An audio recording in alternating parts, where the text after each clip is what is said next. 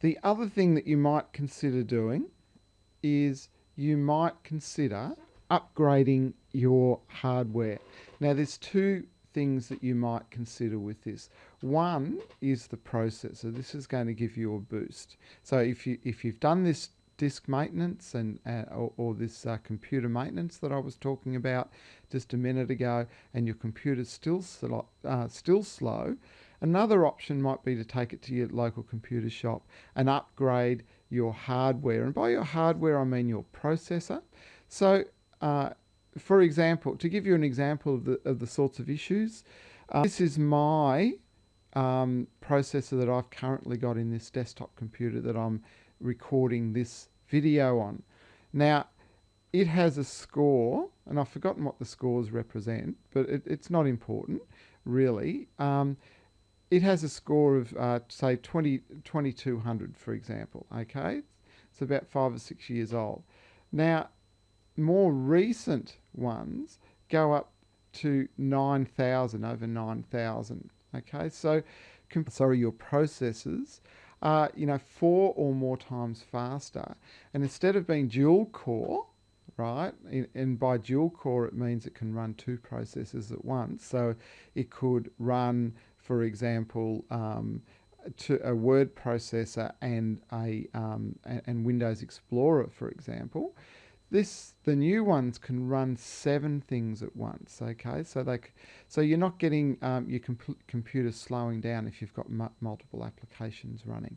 So you've got a 4-fold increase of speed, and also in this case, compared to this desktop computer, more than a 4-fold increase of the number of applications that you can run at once.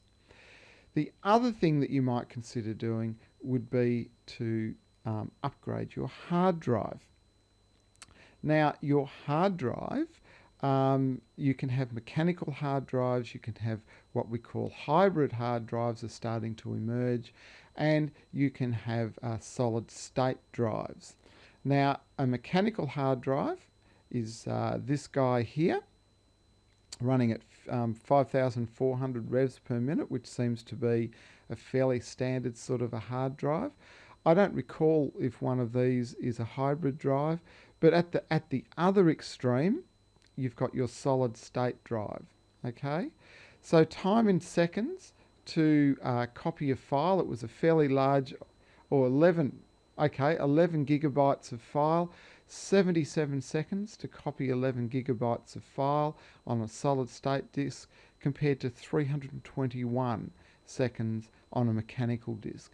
So there's a large difference in the speed of these solid state drives. They're also, though, a lot smaller. So whereas this one's probably 500 megabytes, this one here is probably about 64 megabytes or something. So that the drives are a lot smaller, and these guys down here are pretty expensive. But by the same token, I'm giving you this overview because the computing area changes so quickly. And what you'll find is that, what was inaccessible, 1 month, 1 or 2 or 3 or 4 or 5 months down the track, the systems are faster, they're bigger, and they're cheaper. All right. So finally, the last thing that you might consider is just buying a whole new computer, and really just about anything you get off the shelf. I bought that ZenBook, that little notebook or whatever it was. I just went in the store and bought it because it looked like it was going to be pretty good, and it's lightning fast, and I think I would have probably found that for any computer I bought. The only other thing that I would suggest to you is that if you upgrade your computer or you replace your computer, please make sure you dispose of the old bits responsibly.